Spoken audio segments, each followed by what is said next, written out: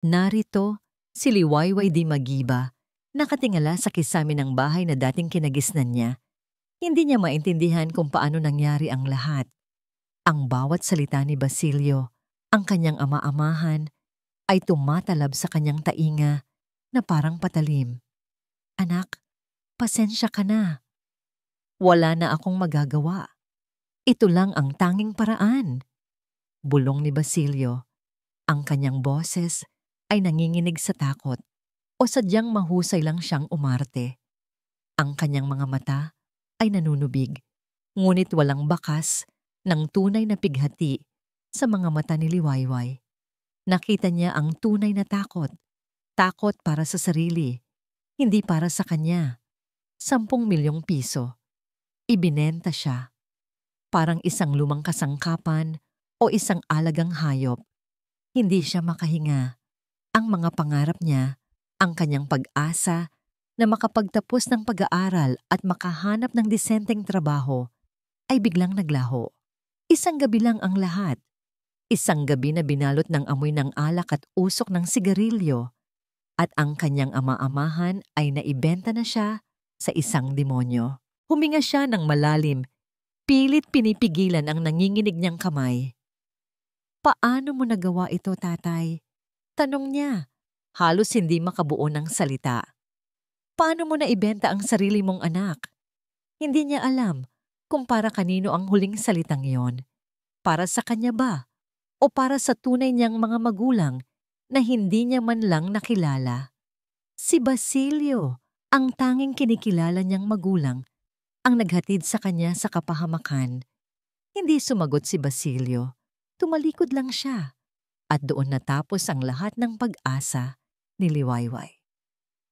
Dumilim na nang dumating ang mga tauhan ni Sinag Verdejo. 3 malalaking lalaki, may suot na itim na pang-itaas, ang naghihintay sa labas ng kanilang munting bahay sa Baryo Ligaya. Ang kanilang mga muka ay walang emosyon, parang mga pader na gawa sa bato. Ang isa ay lumapit, nagbukas ng pinto ng isang itim na SUV na kasing itim ng gabi, kasing itim ng kinabukasan niya. Hindi na nagpaalam si Liwayway kay Basilio. Wala na siyang balak magpaalam pa. Yumukod siya, pinulot ang maliit niyang bag na naglalaman ng iilang damit at ilang alaala. Ang mga alaala ng isang buhay na ngayon ay tila napakalayo na. Sumakay siya sa sasakyan nang walang kibo. Ang bawat pagpihit ng gulong ay parang martilyo na tumatama sa kanyang dibdib. Nagpapahiwatig ng kanyang pagpasok sa isang bagong yugto ng buhay na hindi niya kailanman hinangad. Ang biyahe ay mahaba. Dinala siya sa syudad ng gintong pangarap, isang lugar na sa mga magasin lang niya nakikita. Ang mga matataas na gusali, ang mga ilaw na kumikislap sa dilim, ay parang nagpapagaan sa kanya. Nagpaparamdam na wala siya sa lugar. Sa dulo ng isang malawak na kalsada, bumungad ang isang malaking gate na may nakaukit na letra. Hacienda Sinag. Parang isang kuta, matayog at may kapangyarihan. Ang mga matataas na pader ay tila nagpapahiwatig na kapag nasa loob ka, wala ka ng kawala. Huminto ang sasakyan sa harap ng isang napakalaking mansyon. Ang mga ilaw ay nagpapaliyab sa bawat sulok. Nagpapakita ng yaman at luho na hindi niya kailanman naisip na makita. Ngunit sa kanyang mga mata, ang lahat ng iyon ay parang isang kulungan na ginto. Halika na, malamig na sabi ng isa sa mga lalaki habang binubuksan ang pinto. Lumabas si Liwayway, ang mga paa niya ay tila nakabaon sa lupa. Ang simoy ng hangin sa gabi ay tila nagpapalamig sa kanyang kaluluwa. Isang babaeng may edad, nakasuot ng uniforme ng katulong, ang lumabas para sumalubong sa kanya. Ang kanyang mukha ay may bakas ng awa, isang emosyon na matagal nang nawawala sa mga taong nakapaligid sa kanya. Nasaan siya? Tanong ng babae sa mga lalaki. Nasa opisina niya. Sagot ng isa. Dalhin mo siya doon. Nagsimulang maglakad si Liwayway. Ang bawat hakbang ay tila patungo sa kanyang kamatayan. Ang marble floor ay malamig sa ilalim ng kanyang mga paa. ang mga painting sa dingding, ang mga mamahaling vase, ang mga chandelier na kumikinang. Lahat ng yon ay parang nagpapahiwatig ng isang mundong hindi niya kailanman nabibilangan. Ang amoy ng mamahaling pabango at usok ng tabako ay nagpapabigat sa kanyang pakiramdam. Sa dulo ng mahabang pasilyo, naroon ang isang malaking pintuan. Binuksan ito ng isang katulong at doon bumungad si Sinag Verdejo. Nakaupo siya sa isang malaking upuan sa likod ng isang malaking mesa. Ang kanyang figura ay matangkad at malakas. Ang kanyang mga mata ay matalim, parang agila na nakatanaw sa kanyang biktima. Nakasuot siya ng itim na suit na nagpapatingkad sa kanyang misteryosong personalidad. Sa bawat pagtingin niya, pakiramdam ni Liwayway ay nababasa nito ang bawat sulok ng kanyang kaluluwa. Walang-walang ngiti sa kanyang labi. Walang anumang emosyon. Tanging ang lamig at kapangyarihan ang naramdaman niya mula rito. "Ikaw pala si Liwayway," malamig na sabi niya. Ang kanyang boses ay malalim at may awtoridad. Ang bayad utang ni Basilio. Hindi sumagot si Liwayway. Tanging ang pagtaas lang ng kanyang baba ang naging tugon. Hindi niya hahayaang makita ng taong ito ang kanyang takot. Tumayo si Sinag. Lumapit sa kanya. Ang bawat hakbang niya ay parang tumatama sa dibdib ni Liwayway. Ang kanyang amoy, mamahaling kolon at usok ng tabako ay nagpaparamdam sa kanya ng pagka-suffocate. "Huwag kang umasa na magiging madali ang buhay mo dito," sabi niya. Ang kanyang mukha ay halos magkadikit sa mukha niya. "Dito, ako ang batas, at sa oras na ito, ikaw ay akin." Ang kanyang mga salita ay tumatak sa isip ni Liwayway. Ikaw ay akin. Isang bagay, isang ari-arian. Nagdilim ang kanyang paningin. Ang sumunod na mga oras ay tila isang bangungot na ayaw umalis sa kanyang alaala. Ang lamig ng mga kamay ni Sinag, ang bigat ng kanyang katawan, ang kanyang hininga, ang kanyang mga halik na walang pagmamahal, ang kanyang mga mata na dati puno ng takot at pagkasuklam ay unti-unti nang napuno ng luha.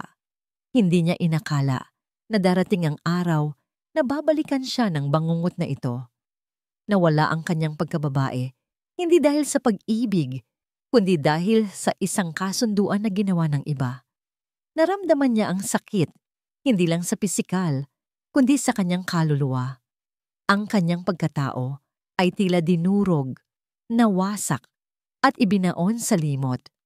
Ang bawat pagtawag niya sa pangalan ng ama ay parang bumabalik sa kanya, walang sagot. Sa gitna ng kanyang mga hikbi at pagtangis, tanging ang malakas na pintig ng kanyang puso ang naririnig niya, na tila nagmamakaawa na sana ay matapos na ang lahat. Pagsapit ng umaga, tahimik ang paligid.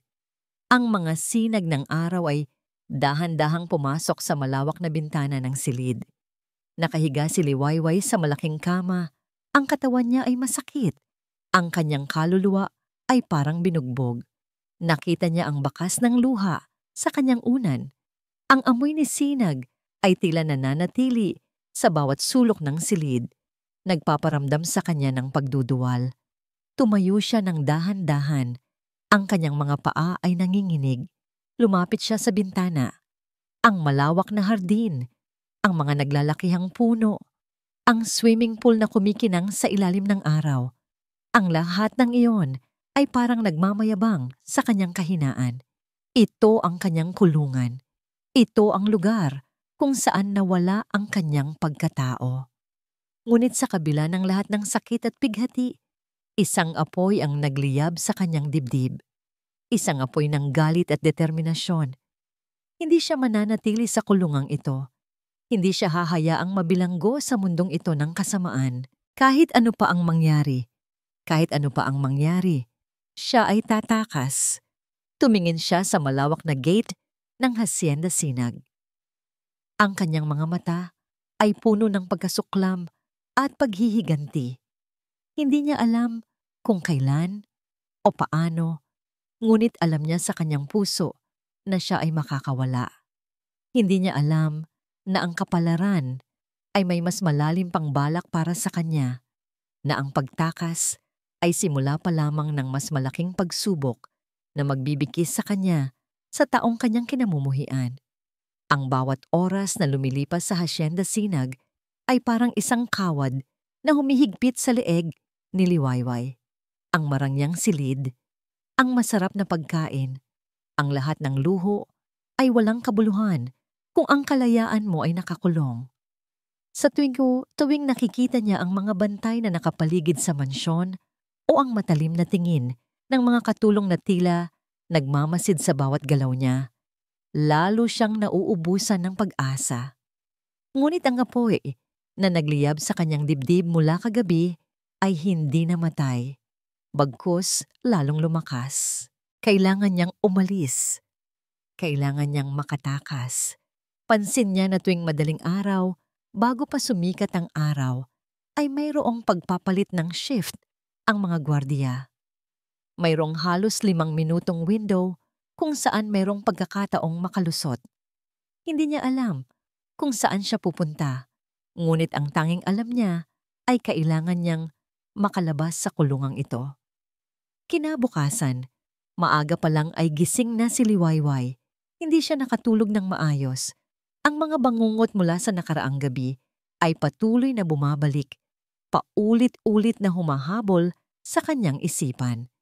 Maingat siyang bumangon mula sa malambot na kama. Dinampot niya ang kanyang maliit na bag na naglalaman ng iilang damit na pinulot niya ng dali-dali. Tinitigan niya ang kanyang sarili sa salamin. Ang kanyang mga mata ay namamaga.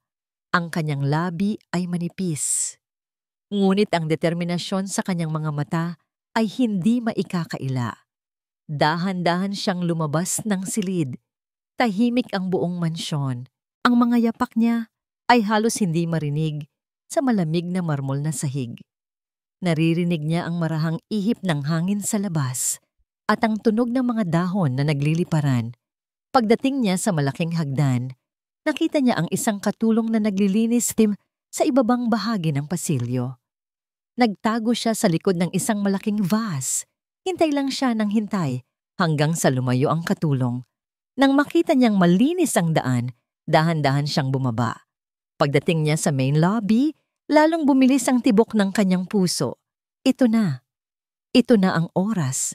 Nakita niya ang 2 gwardiya na papalabas ng gate at ang isa naman ay papasok. Ang 3 minuto ay naging 5 minuto at iyon ang kanyang pagkakataon. Walang pag-aatubili, dahan-dahan siyang lumabas ng malaking pintuan. Ang malamig na simoy ng hangin sa umaga ay tumama sa kanyang balat. At sa sandaling iyon, naramdaman niya ang isang bahagyang ginhawa. Nakalabas siya. Nagsimula siyang tumakbo. Walang direksyon, walang plano. Ang tanging nasa isip niya ay ang lumayo sa Hacienda Sinag.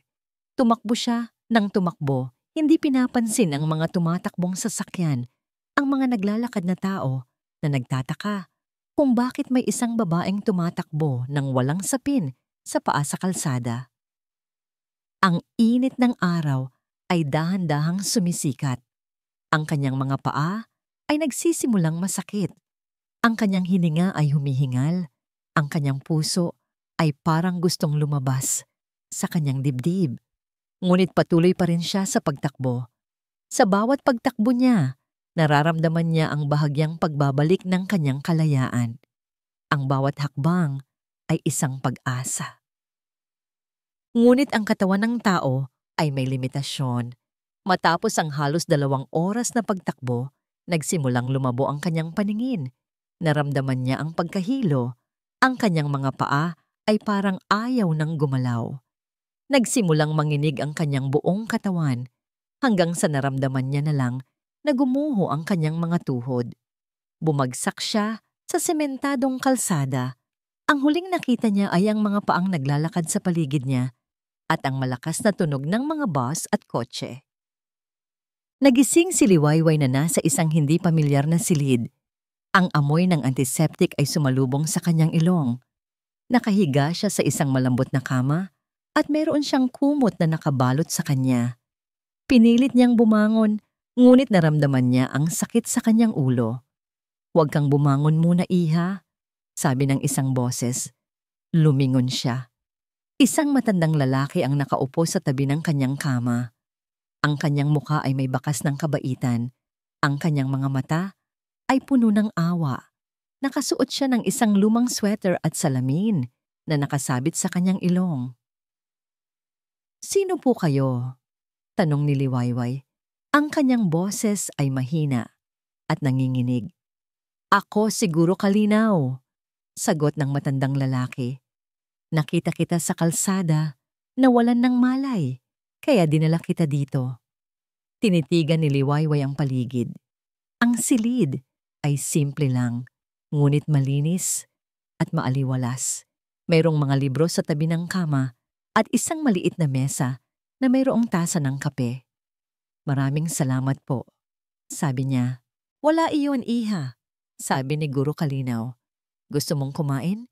Nagluto ako ng lugaw. Kailangan mong kumain para lumakas ka." Hindi niya alam kung paano siya magtitiwala sa taong ito. Ngunit ang kanyang mga mata ay nagpapakita ng tunay na kabaitan. Pakiramdam niya ay ligtas siya sa piling nito. Kumain siya ng lugaw at sa bawat subo niya, nararamdaman niya ang bahagyang pagbabalik ng kanyang lakas. Pagkatapos kumain, sinimulan niyang ikwento ang kanyang pinagdaanan mula sa pagbenta sa kanya ni Basilio hanggang sa pangyayari sa Hacienda Sinag at ang kanyang pagtakas. Ang bawat salita niya ay puno ng sakit at pighati. Laging nakikinig si Guro Kalinaw. Walang sinasabi. Tanging ang pagtango lang ng kanyang ulo ang nagpapakita na nakikinig siya. "Gusto kong makatakas, Guro," sabi ni Liwayway. Ang kanyang mga mata ay nanunubig. "Hindi ko na kaya doon." "Huwag kang mag-alala, iha," sabi ni Guro Kalinaw. Hinawakan ng kanyang kamay. Ang kanyang mga kamay ay mainit at komportable. "Dito ka muna sa akin. Ligtas ka dito. Walang makakahanap sa'yo." Sa mga salitang iyon, naramdaman ni Liwayway ang isang bahagyang pag-asa. Hindi pa pala tapos ang lahat. Hindi pa pala siya lubusang nawawalan. Mayroon pa palang mga taong may kabutihan sa puso. Sa mga sumunod na araw, nagsimulang bumalik ang lakas ni Liwayway.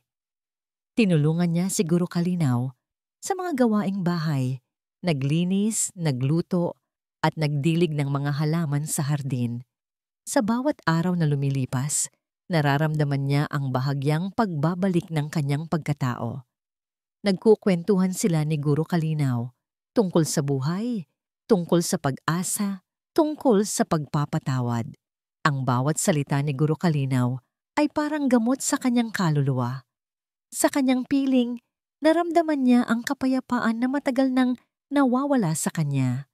Naging kanlungan niya ang bahay ng matanda, isang silong mula sa bagyo ng kanyang buhay. Ngunit sa kabila ng lahat ng kapayapaan na nararamdaman niya, isang takot ang nananatili sa kanyang puso. Ang takot na baka mahanap siya ni Sinag. Ang takot na baka bumalik ang bangungot. Isang hapon, habang abala si Liwayway sa pagdidilig ng mga halaman sa hardin, naramdaman niya ang bahagyang pagkahilo. Nagsimulang lumabo ang kanyang paningin. Naramdaman niya ang pagduduwal. Hinawakan niya ang kanyang tiyan. At sa sandaling iyon, isang malamig na takot ang gumapang sa kanyang buong katawan. Isang pakiramdam na hindi niya kailanman naramdaman noon. Isang pakiramdam na tila nagpapahiwatig ng isang bagong pagsubok, isang bagong simula, at isang bagong misteryo. Ang pagkahilo at pagduduwal ay naging regular na bahagi ng umaga ni Liwayway. Sa simula, inakala niyang pagod lang ito mula sa pagtakas at ang stress na kanyang dinanas.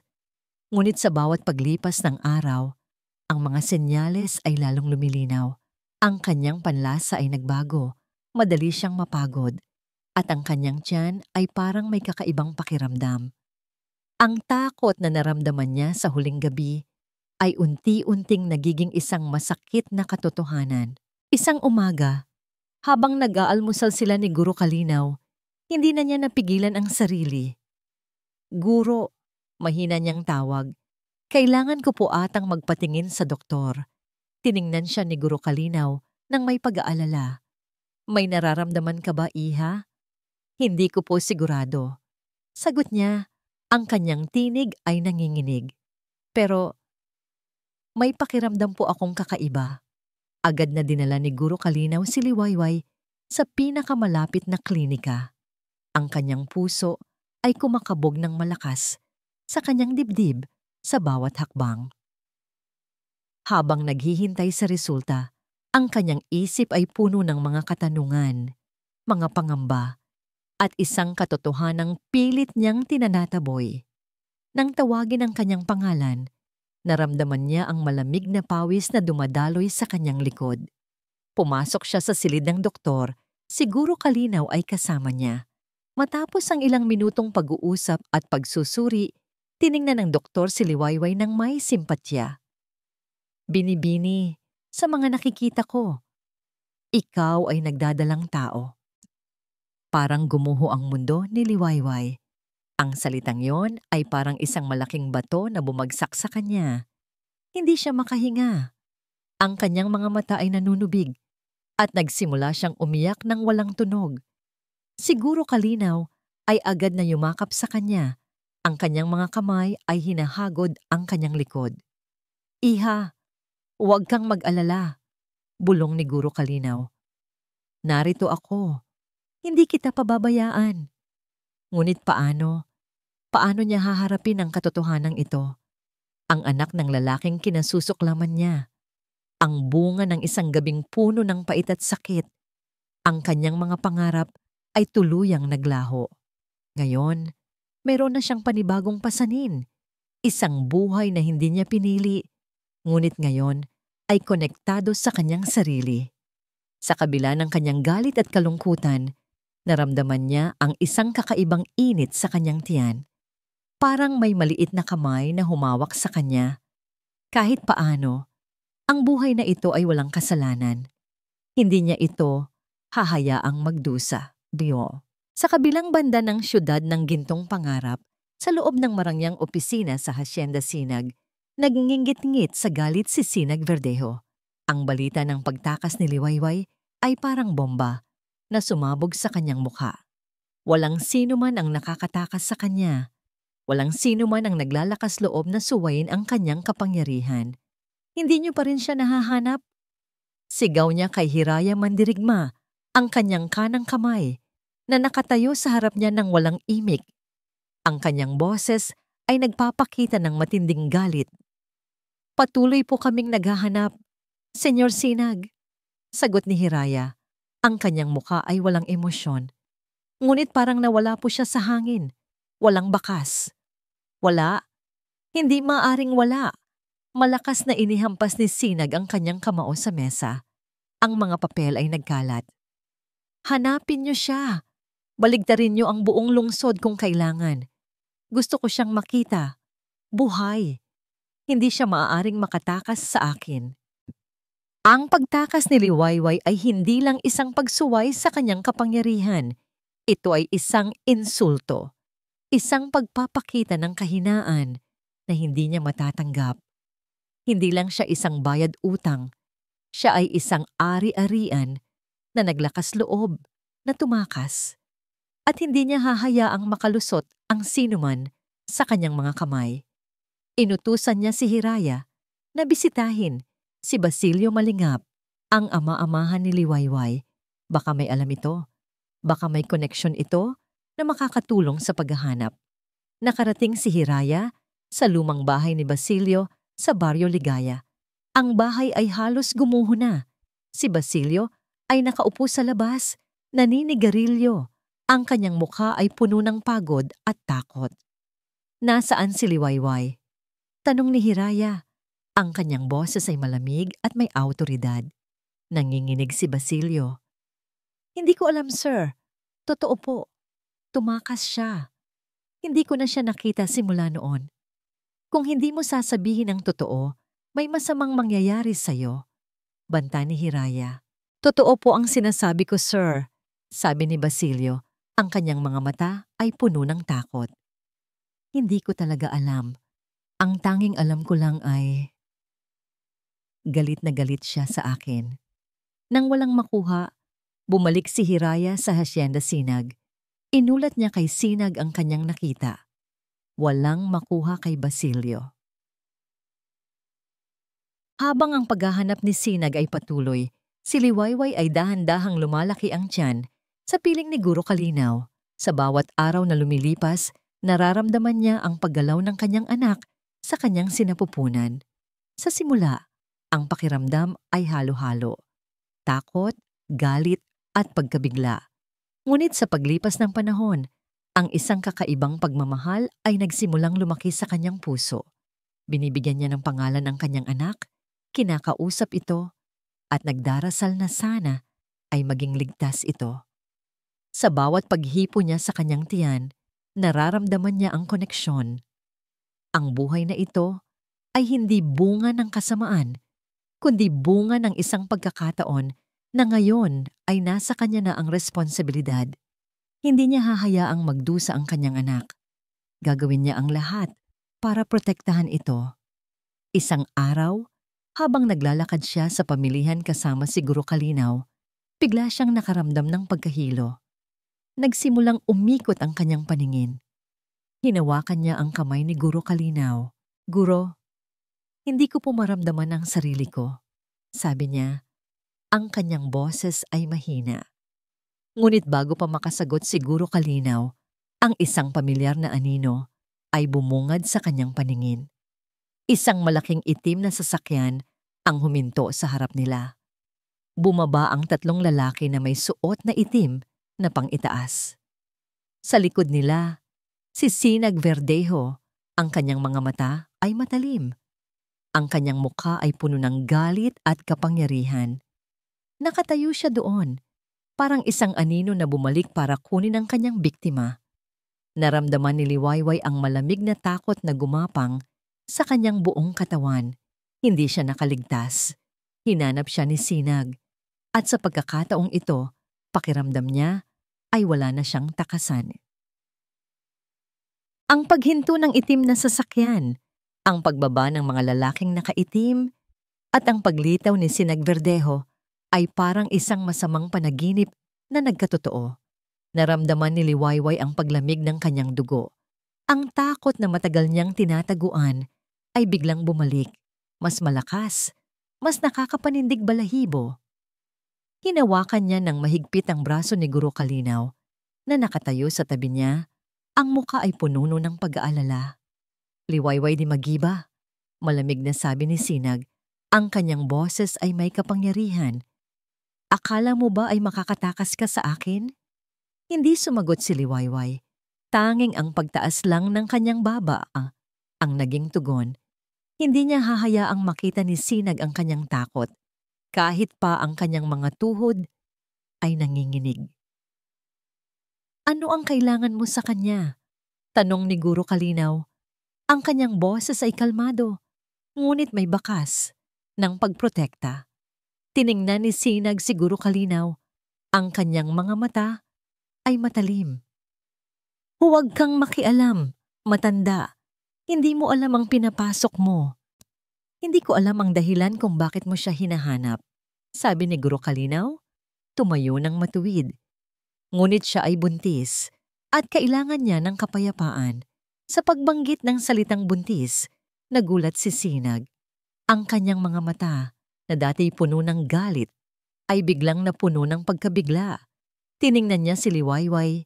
Ang kanyang mga mata ay bumaba sa tiyan nito na bahagyang umuumbok. Hindi siya makapaniwala. "Buntis?" ulit niya. Ang kanyang boses ay halos pabulong. "Oo, Enyola." "Oo, senyor," sabi ni Guro Kalinaw. "At anuman ang pinagdaanan niya sa'yo, hindi mo dapat siya guluhin ngayon, lalo na ang batang dinadala niya." Biglang nagbago ang aura ni Sinag. Ang galit sa kanyang mukha ay napalitan ng pagkabigla at isang kakaibang pag-iisip. Lumapit siya kay Liwayway.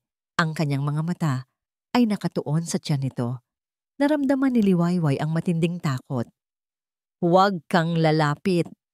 Sigaw niya. Sinubukang lumayo.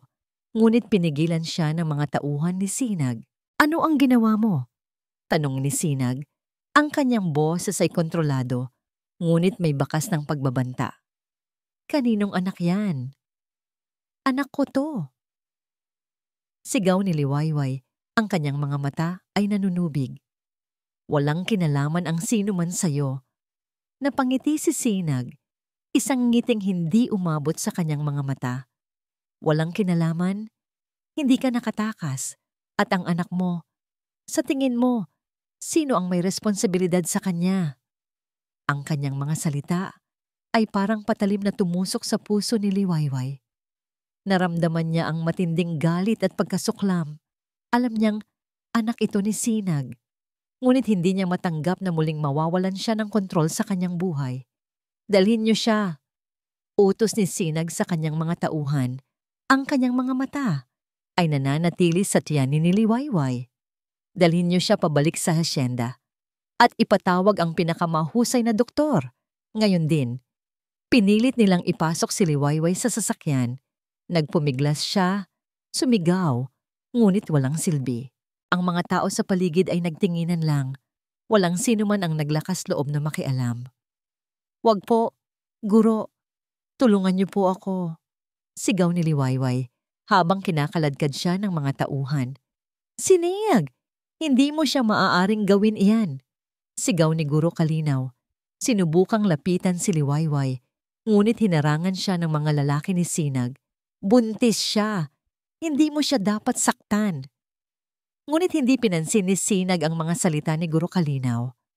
Tanging ang pagtingin lang niya kay Liwayway ang nagpapakita ng kanyang determinasyon. Sa loob ng sasakyan, umiiyak si Liwayway. Ang kanyang mga luha ay patuloy na dumadaloy, kasabay ng kanyang pagdarasal. Naramdaman niya ang sakit sa kanyang puso. Muling nawala ang kanyang kalayaan. Muling bumalik ang kanyang bangungot. Pagdating sa Hacienda Sinag, agad siyang dinala sa isang silid na hindi niya pa nakita dati. Ito ay isang silid na ginawa para sa mga buntis. Mayroong malambot na kama, mga unan, at lahat ng kailangan ng isang nagdadalang tao. Ngunit para sa kanya, ito ay isang kulungan pa rin. Dumating ang isang doktor, kasama ang 2 nurse. Sinimulan nilang suriin si Liwayway sa ilalim ng matalim na tingin ni Sinag na nakatayo sa tabi ng pinto. "Kumusta ang lagay niya, Doc?" tanong ni Sinag. Ang kanyang boses ay walang emosyon. "Maayos naman po, senyor," sagot ng doktor. Ang kanyang kalusugan ay stable at ang bata ay maayos din. Ngunit kailangan niya ng pahinga at stress-free na kapaligiran. Tiningnan ni Sinag si Liwayway. "Gusto kong malaman mo, Liwayway, na hindi ka na makakatakas sa akin. At ang batang yan ay magiging tagapagmana ko. Dito ka maninirahan, sa ilalim ng aking proteksyon. Dito mo siya ipapanganak." Ang mga salitang iyon ay parang sumabog sa kanyang tenga. Ang kanyang anak ay magiging tagapagmana ni Sinag? Hindi niya matanggap iyon. Hindi niya hahayaang maging parte ng mundong ito ng kasamaan ng kanyang anak. "Hindi!" sigaw ni Liwayway. Sinubukang bumangon. "Hindi ko ipapanganak ang anak ko dito. Hindi ko hahayaang maging parte siya ng mundo mo." "Wala kang magagawa, Liwayway," sabi ni Sinag, lumapit sa kanya. Ang kanyang mga mata ay puno ng kapangyarihan. "Dito mo siya ipapanganak. At sa oras na lumabas siya, akin siya. Akin kayo." Naramdaman ni Liwayway ang matinding galit. Ang kanyang mga kamao ay nakakuyom. Ngunit sa ilalim ng kanyang galit, isang malamig na katotohanan ang gumapang sa kanya. Wala siyang magagawa. Nakakulong siya. At ang kanyang anak ay nasa kapangyarihan ng isang demonyo.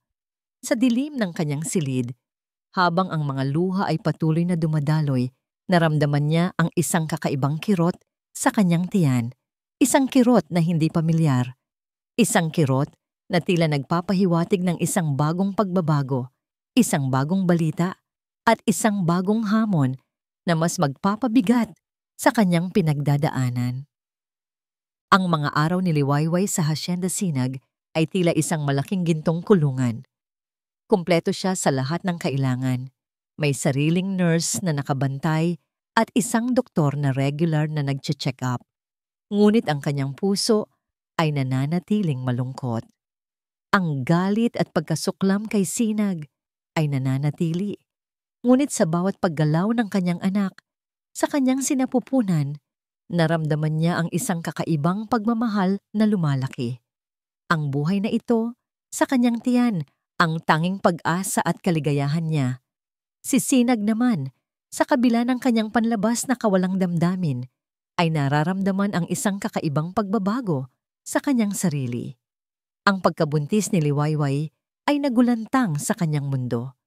Ang ideya ng pagiging ama ay dati malayo sa kanyang isipan, ngunit ngayon, ito ay isang katotohanang kailangan niyang harapin. Gustuhin man niya o hindi, ang mga bata ay magiging bahagi ng kanyang dugo, ng kanyang pangalan, at ng kanyang imperyo. Ngunit higit pa roon, mayroong isang bagay na gumagalaw sa kanyang puso. Isang bagay na hindi niya maunawaan. Isang umaga, dumating ang doktor para sa isa pang check-up. Check-up, si Liwayway ay nakahiga sa kama. Ang kanyang tiyan ay malaki na. Si Sinag ay nakatayo sa isang sulok ng silid, nakikinig ng walang emosyon. Ang ultrasound machine ay inilagay sa tiyan ni Liwayway. "Kumusta po, doktora?" tanong ni Liwayway. Ang kanyang boses ay nagpapakita ng pag-aalala at pag-asa. Ngumiti ang doktora. "Maayos na maayos, Liwayway. Ang puso ng bata ay malakas." At huminto ang doktora. Ang kanyang mga mata ay nanlaki ng bahagya. At mukhang may kasama siya. "May kasama?" tanong ni Liwayway. Ang kanyang puso ay nagsimulang bumilis. Nilapitan ni Sinag ang kama. Ang kanyang mga mata ay matalim na nakatingin sa monitor ng ultrasound. "Oo, Liwayway," sabi ng doktora. Ang kanyang nangiti ay lumaki. "Mayroon kang dalawa, kambal, isang lalaki at isang babae." Parang gumuho ang mundo ni Liwayway. "Dalawa? Kambal?" Hindi siya makapaniwala. Ang kanyang mga mata ay nanlaki sa pagkabigla. At sa kabila ng lahat ng sakit, isang kakaibang kagalakan ang naramdaman niya. Dalawang buhay ang nasa kanya. Dalawang anak na ngayon ay kailangan niyang protektahan. Ang bigat ng responsibilidad ay lalong lumaki. Ngunit kasabay nito ang pag-ibig na walang katapusan. Tiningnan niya si Sinag. Ang mukha nito ay nanigas sa pagkabigla. Ang kanyang mga mata ay nakatuon sa monitor, hindi makapaniwala sa kanyang nakikita. Isang lalaki at isang babae. Dalawa. "Kambal?" tanong ni Sinag. Ang kanyang boses ay halos pabulong. Ang kanyang tinig ay nagpapakita ng hindi niya inaasahan. "Opo, senyor," sabi ng doktora. "Fraternal twins. Congratulations!" Hindi sumagot si Sinag. Tanging ang pagtingin lang niya kay Liwayway ang nagpapakita ng kanyang pagkabigla. Ang lahat ng kanyang plano, ang kanyang mga inaasahan ay biglang nagbago. Dalawang buhay, hindi isa. Dalawang tagapagmana. Ang mga sumunod na araw ay puno ng pagbabago. Nagsimulang magpakita ng pag-aalala si Sinag. Hindi na lang siya pumupunta sa silid ni Liwayway para magbigay ng utos o para tignan kung kumusta ang kalagayan niya. Ngayon, nakikita niya itong tahimik na nakaupo sa isang sulok, nakamasid kay Liwayway habang kinakausap nito ang kanyang tiyan. Isang beses, habang kumakain si Liwayway, bigla itong nakaramdam ng pagkahilo. Agad na tumayo si Sinag, lumapit sa kanya at hinawakan ang kanyang braso. "Ayos ka lang ba?" tanong niya. Ang kanyang boses ay nagpapakita ng tunay na pag-aalala. Nagulat si Liwayway sa kanyang reaksyon. "Oo po," sabi niya. "Nahilo lang po ako. ng bahagya. Dahan-dahan ka lang, sabi ni Sinag, at sa unang pagkakataon, naramdaman ni Liwayway ang isang bahagyang init mula sa kanyang mga kamay. Inalayan siya nitong umupo at sinigurado na makakain siya ng maayos. Kinabukasan, mayroong mga bagong gamit na dumating sa silid, mga bagong unan, mas malalaking kumot, at mga libro tungkol sa pagbubuntis ng kambal. Lahat ng iyon ay galing kay Sinag. Naguguluhan si Liwayway sa kanyang mga kilos. Hindi niya alam kung ano ang iniisip nito.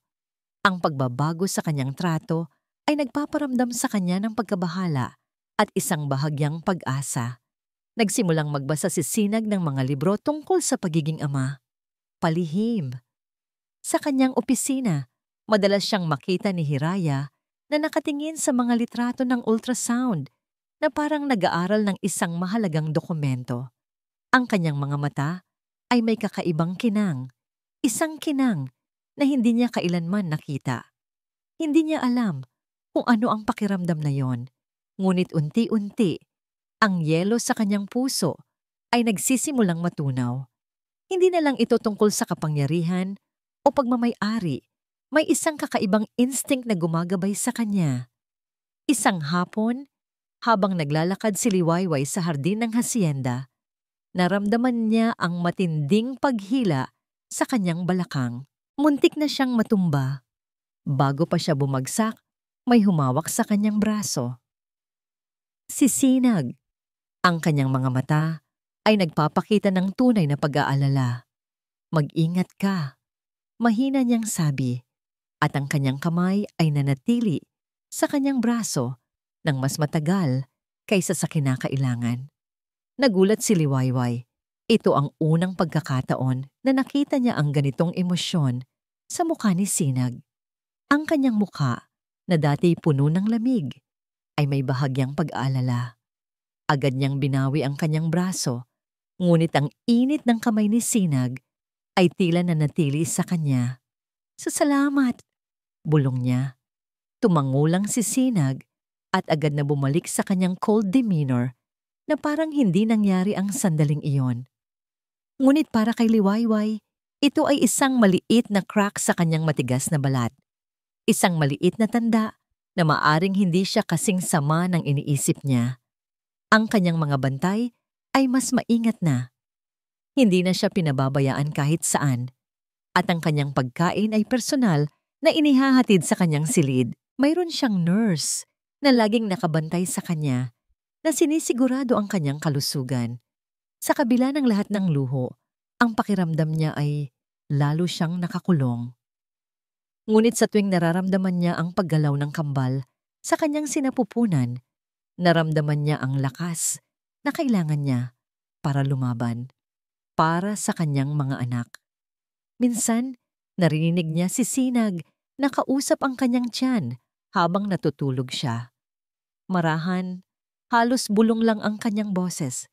"Magpakabait kayo dyan, mga anak. Paparating na kayo." Hindi ito nagtagal at agad na umalis si Sinag nang hindi niya namamalayan nagising si Liwayway. Ngunit ang mga salitang iyon ay nagpakuliling sa kanyang puso. Ang lalaking ito, na kanyang kinasusuklaman, ay may bahagi ng pagmamahal sa kanyang mga anak. Isang bagay na hindi niya inaasahan.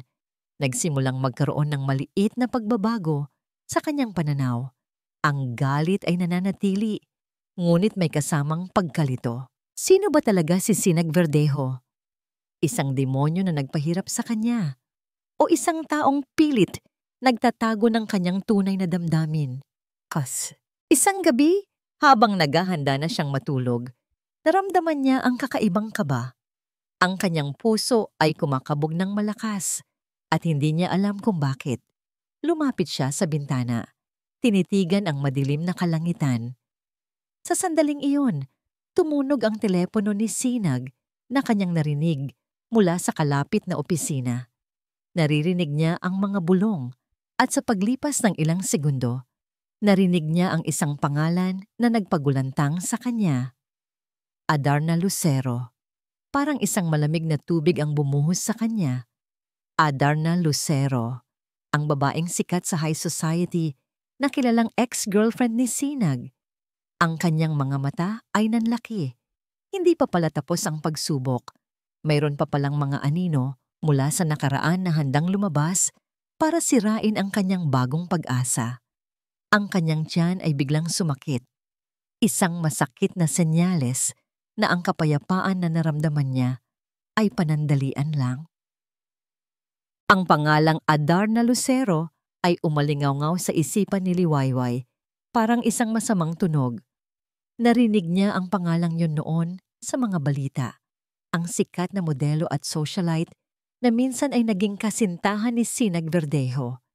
Ang balita na ito ay nagpalala sa kanyang pagduduwal. Ang kapayapaan na kanyang naramdaman ay agad na napalitan ng kaba at pangamba. Alam niyang may ibig sabihin ang pagtawag na yon at hindi ito maganda para sa kanya. Kinabukasan, isang kakaibang tensyon ang bumalot sa Hacienda Sinag. Ang mga katulong ay nagbubulungan at ang mga bantay ay tila mas seryoso sa kanilang pagbabantay. Alam ni Liwayway na mayroong paparating. Hindi nagtagal. Isang mamahaling sasakyan ang pumasok sa malaking gate ng mansyon. Isang babae ang bumaba. Ang kanyang figura ay elegante at puno ng kumpiyansa. Suot niya ang isang eleganteng red dress na nagpapakita ng kanyang pino at mapang-akit na kagandahan. Ang kanyang buhok ay nakakulot at ang kanyang mga mata ay matalim, puno ng apoy. Si Adarna Lucero. Naglakad siya papasok ng mansyon na tila pagmamay-ari niya ang lugar. Ang bawat hakbang ay puno ng kayabangan. Nakita ni Liwayway si Adarna na dumiretso sa opisina ni Sinag. Ang kanyang puso ay kumabog ng malakas. Hindi nagtagal. Lumabas si Sinag at Adarna mula sa opisina. Magkasabay. Naglalakad sila sa pasilyo, nagtatawanan na parang walang nangyari. Ang kanilang mga kilos ay tila nagpapahiwatig ng isang malalim na koneksyon. Sino siya? Bulong ng kanyang nurse na nakaupo sa tabi ni Liwayway habang nagbabasa ng libro. Siya, si Adarna Lucero, mahina niyang sagot. Ang kanyang mga mata ay nanatili kay Sinag at Adarna. Nang makita ni Adarna si Liwayway, huminto siya. Isang matamis na ngiti ang lumabas sa kanyang labi. Ngunit ang kanyang mga mata ay puno ng pagkamuhi. Lumapit siya kay Liwayway, kasama si Sinag na nakatayo sa tabi niya. Kaya pala, sabi ni Adarna, ang kanyang boses ay malambing ngunit may bahid ng panunuya. Ikaw pala ang bagong laruan ni Sinag at mukhang may souvenir pa kayo. Ang kanyang mga mata ay tumingin sa tiyan ni Liwayway. Puno ng pagkasuklam. Hindi sumagot si Liwayway. Tanging ang pagtaas lang ng kanyang baba ang naging tugon. Hindi niya hahayaang makita ni Adarna ang kanyang kahinaan. Adarna, sapat na, malamig na sabi ni Sinag. Ano ba naman, Sinag? Wala akong sinasabing masama, sabi ni Adarna. Kumapit sa braso ni Sinag. Nagpapaka-friendly lang ako sa girlfriend mo. Hindi ba, Liwayway? Kinagat ni Liwayway ang kanyang labi. Wala kang pakialam sa buhay ko, sabi niya. Ang kanyang boses ay puno ng galit. Tumawa si Adarna. Talaga? Kung wala akong pakialam, bakit ka nandito sa teritoryo ko? At bakit may dala kang supling na hindi ko alam kung saan galing? Adarna! Malakas na tawag ni Sinag. Ang kanyang mga mata ay matalim. Nagpapahiwatig ng kanyang galit. Biglang bumitaw si Adarna sa braso ni Sinag. Fine, fine. Nagsasabi lang ako ng totoo. Pero alam mo, Sinag, ang mga tulad niyan, panandalian lang. Ako ang laging nandito. Ako ang nakakaintindi sa'yo. At ako ang magmamana ng lahat ng ito. Ang kanyang mga mata ay tumingin sa buong mansyon. Naglakad papalayo si Adarna, ngunit bago siya tuluyang umalis, tumingin siya kay Liwayway ng may pilyong ngiti. Isang ngiti na nagpapahiwatig ng isang banta. Sa mga sumunod na araw, naging impyerno ang buhay ni Liwayway sa hasyenda. Palaging nasa paligid si Adarna, sinusubukan siyang guluhin. Sinusubukan niyang magkunwari na hindi siya apektado, ngunit ang kanyang puso ay nasasaktan. Ang mga ginagawa ni Adarna ay parang maliliit na tusok na pumatay sa kanyang loob. Minsan, aksidente nitong natapon ang mainit na kape sa kanyang mga damit. Minsan, nawawala ang kanyang mga libro. At minsan, sinisiraan siya nito sa harap ng mga katulong, sinasabing isang oportunista lang siya na nakakita ng pagkakataon sa yaman ni Sinag. Nagsimulang magkaroon ng pagdududa si Liwayway. Posible ba na tama si Adarna? Na isa lang siyang laruan ni Sinag? Na ang pagbabago sa kilos nito ay panandalian lang? Si Sinag naman ay tila abala sa kanyang mga negosyo. Hindi masyadong napapansin ang mga nangyayari. O sadyang hindi niya lang pinapansin. Sa tuwing sinusubukan ni Liwayway na sabihin ang kanyang mga pinagdadaanan, tanging ang pagtango lang ng ulo ni Sinag ang kanyang nakukuha. Isang hapon, habang naglalakad si Liwayway sa hardin, nakita niya ang isang babae na nakaupo sa bench nagbabasa ng libro. Ang babae ay halos kasing edad niya, ngunit mas elegante at may poise. Ito si Silay Verdejo, ang kapatid sa ama ni Sinag. Ang tanging kamag-anak ni Sinag na nakatira sa hasyenda. Lumapit si Liwayway sa kanya. Narinig niya ang mga bulong ng mga katulong na si Silay ay isang matalino at mapanuri. "Magandang hapon po," sabi ni Liwayway. Sinubukang maging magalang. Tiningnan siya ni Silay. Ang kanyang mga mata ay matalim at puno ng pagdududa. Walang ngiti sa kanyang labi. "Liwayway, tama?" tanong niya. Ang kanyang boses ay malamig. "Ang babaeng nag-abala sa aking kuya." Naramdaman ni Liwayway ang sakit sa kanyang puso. "Hindi po ganoon." "Hindi ganoon?" tanong ni Silay, tumayo. "Narinig ko ang lahat. Ang isang babaeng katulad mo ay nakahanap ng paraan para makuha ang atensyon ng kuya ko. At ngayon, meron ka pang kambal." Ang kanyang mga mata ay tumingin sa tiyan ni Liwayway nang may pagkasuklam. "Sa tingin mo ba ay hindi ko alam ang mga ganyang klase ng tao?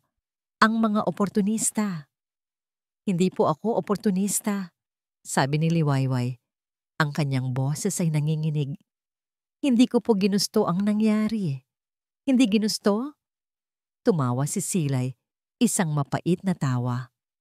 Lahat ng babae ay nagsasabi niyan. Pero sa huli, pera pa rin ang habol niyo. Hindi na napigilan ni Liwayway ang kanyang galit. "Hindi mo ako kilala at hindi mo alam ang pinagdaanan ko." Naglakad papalayo si Silay, walang pakialam sa kanyang mga salita. "Huwag kang umasa na magiging maayos ang buhay mo dito, Liwayway, dahil hindi ko hahayaang saktan mo ang pamilya ko." Naiwan si Liwayway na luhaan. Ang kanyang puso ay puno ng sakit at pagkalito. Wala siyang kakampi sa hasyenda na ito. Ang lahat ay tila laban sa kanya. Ang tanging pamilya niya ngayon ay ang kambal sa kanyang sinapupunan. At para sa kanila, kailangan niyang lumaban. Kailangan niyang maging matatag. Ngunit paano? Isang gabi, habang naghahanda si Liwayway na matulog, narinig niya ang boses ni Adarna na kausap ang isang tao sa telepono sa labas ng kanyang silid. "Oo, kailangan natin si Basilio. Hindi niya pwedeng sabihin ang totoo. Kung hindi, masisira ang lahat ng plano natin. Lalo na ngayon na may connection na ang babaeng yan sa pamilya Verdejo." Ang huling salita ni Adarna ay nagpagulantang kay Liwayway. Ano ang koneksyon? At bakit kasama si Basilio sa plano nila? Ang kanyang puso ay kumabog ng malakas, isang takot na mas malalim kaysa dati ang gumapang sa kanya. Ang narinig ni Liwayway mula sa pag-uusap ni Adarna sa telepono ay parang lason na kumalat sa kanyang isipan. Koneksyon sa pamilya Verdejo at Basilio. Ang mga salitang iyon ay nagpabigat sa kanyang kalooban. Anong koneksyon? At bakit kasama si Basilio sa mga plano ni Adarna? Hindi lang siya basta biktima ng isang pagbebenta. Tila may mas malalim pang lihim na nakakabit sa kanyang pagkatao at sa pamilya ng taong kinasusuklaman niya. Kinabukasan, habang nag-aalmusal si Liwayway sa kanyang silid, napagdesisyonan niyang kailangan niyang umaksyon. Hindi niya kayang manahimik na lang habang unti-unting nilulunod ang kanyang buhay. Ang tanging paraan para malaman ang katotohanan ay ang maghanap ng kakampi. At ang tanging tao sa hasyenda na posibleng makatulong kahit pamalamig ang pakikitungo ay si Silay Verdejo. Nagkaroon ng pagkakataon si Liwayway nang makita niya si Silay sa library ng mansyon. Nakaupo si Silay sa isang malaking upuan, nagbabasa ng isang makapal na libro. Ang kanyang mukha ay seryoso. Dahan-dahan siyang lumapit. Ang kanyang puso ay kumakabog ng malakas. Silay! Mahina niyang tawag. Tumingala si Silay. Ang kanyang mga mata ay matalim. Ano ang kailangan mo? Ang kanyang boses ay malamig at walang pagtanggap. Gusto ko lang po sanang kausapin kayo. Sagot ni Liwayway. Pilit pinatatatag ang sarili. Tungkol sa mga nangyayari. Bumalik si Silay sa pagbabasa. Wala tayong pag-uusapan. Wala akong pakialam sa mga drama mo. Hindi sumuko si Liwayway. Narinig ko po si Adarna. May binanggit siya tungkol sa koneksyon ko sa pamilya ninyo at kay Tatay Basilio. Agad na tumingala si Silay. Ang kanyang mga mata ay nanlaki ng bahagya. Ano ang sinasabi mo? Mayroon po siyang tinatawagan. Binabanggit niya si Tatay Basilio at isang koneksyon na mayroon ako sa pamilya Verdejo. Hindi ko po alam kung ano yon, ngunit pakiramdam ko, may tinatago sila sa atin. Sabi ni Liwayway, ang kanyang boses ay puno ng pagkabahala. Nag-aalangan si Silay. Kilala niya si Adarna at alam niyang may kakayahan itong gumawa ng kung ano-anong gimmick para makuha ang gusto niya. Ngunit ang mga sinabi ni Liwayway ay nagpakuliling sa kanyang isipan. Bakit naman isasama ni Adarna si Basilio sa anumang usapan? Biglang may narinig silang ingay mula sa labas ng library. Lumabas si Adarna kasama ang isang katulong-aw. May dalang tray ang katulong at dito nakalagay ang mga mamahaling kape at pastry. Nang makita ni Adarna sina Liwayway at Silay, ngumiti siya. Oh, nag-uusap pala ang dalawang babae sa buhay ni Sinag. Sabi ni Adarna, ang kanyang boses ay may bahid ng panunuya. Baka naman nagpaplano kayo ng masamang balita para sa akin. Wala kang pakialam, malamig na sabi ni Silay. Lumapit si Adarna at sinasadya niyang ipadait ang kanyang braso sa braso ni Liwayway. Oh my, sorry, hindi ko nakita. Ang laki mo na kasi. At aksidente niyang natabig ang tasa ng mainit na kape na hawak ng katulong at ito ay natapon sa damit ni Liwayway. Aray! Sigaw ni Liwayway. Oh my God, so clumsy mo naman ate, sabi ni Adarna kunwari nagulat. Ngunit ang kanyang mga mata ay puno ng tuwa. Kailangan mong mag-ingat. Kawawa naman ang mga kambal. Baka mapaso. Galit na tiningnan ni Silay si Adarna. Nakita niya ang tunay na intensyon ni Adarna. Hindi ito aksidente. Isa itong sinadya. Adarna, sapat na. Sabi ni Silay, ang kanyang boses ay matalim. Nagsasabi lang ako ng totoo. Sabi ni Adarna, nagkibit balikat. Pero huwag kang mag-alala, Liwayway. Tutulungan kitang linisin yan. Kukuha ako ng tela. At umalis si Adarna. Naglalakad ng may pagmamayabang. Tiningnan ni Silay si Liwayway. Ang kanyang mga mata ay puno ng pag-aalala. Nakita niya ang sakit sa mukha ni Liwayway at ang matinding pagkabahala nito sa kanyang mga anak. Sa sandaling iyon, isang bahagyang pagbabago ang naganap sa isipan ni Silay. Hindi pala ganito ka-oportunista si Liwayway at si Adarna tila may masamang balak. Sa mga sumunod na araw, nagsimulang mag-imbestiga si Silay. Palihim niyang sinusundan si Adarna at minamanmanan ang kanyang mga kilos, nakita niya na madalas itong kausap sa telepono at ang kanyang mga usapan ay laging tungkol sa pera at negosyo. Ngunit hindi niya makuha ang buong detalye. Nagsimula rin siyang hanapin ang koneksyon ni Basilio. Ginagamit niya ang kanyang mga resources, ang kanyang mga kaibigan sa pulisya, at ang kanyang mga koneksyon sa legal na mundo. Nalaman niya na mayroong matinding utang si Basilio sa isang underground casino at mayroon din itong koneksyon sa ilang mga masasamang tao. Habang nag-iimbestiga, nagsimulang mapansin ni Silay ang pagbabago kay Kuya Sinag. Madalas niya itong makita na nakatingin kay Liwayway ng may pag-aalala. Minsan, nakita niya itong nag-aalala habang kinakausap ang doktor tungkol sa kalusugan ni Liwayway at ng kambal. Ang dating malamig at walang emosyon na si Sinag ay tila nagkakaroon ng puso. Ang pagbabagong ito ay nagpakuliling sa kanyang isipan.